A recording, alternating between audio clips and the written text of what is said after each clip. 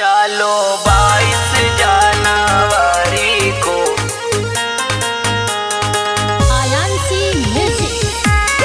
चलो 22 जनवरी को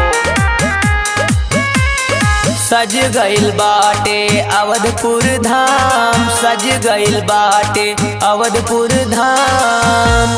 चलो 22 जनवरी को मेरे आएंगे श्री राम। चलो 22 जनवरी को मेरे आएंगे श्री राम।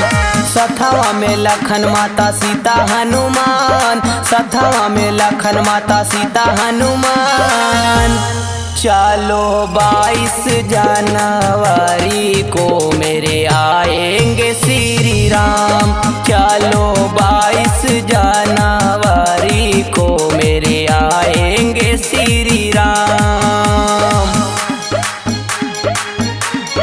चलो 22 जनवरी को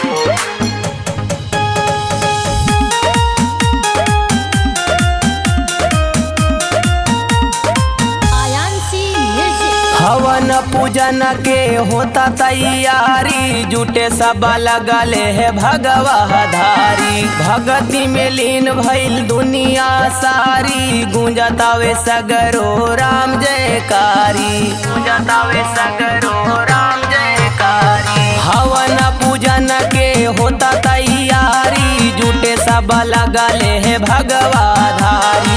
भगती में लीन भइल दुनिया सारी, गूंजतावे सगरो राम जयकारी। मिली सब सुख खाली बोलो इनके नाम, मिली सब सुख खाली बोलो इनके नाम। चलो 22 जनवरी को मेरे आएंगे श्री राम। चलो 22 जनवरी को मेरे आएंगे श्री राम। चलो 22 जनवरी को आयांसी म्यूजिक।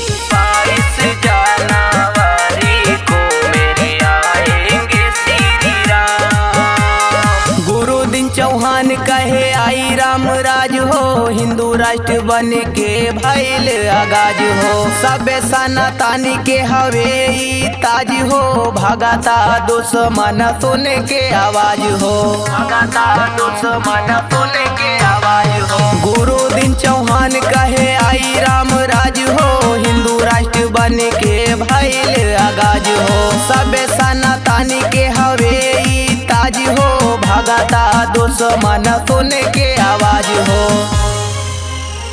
गुरु दिन चौहान करेले गुणगान, गुरु दिन चौहान करेले गुणगान। चलो 22 जनवरी को मेरे आएंगे श्री राम। चलो 22 जनवरी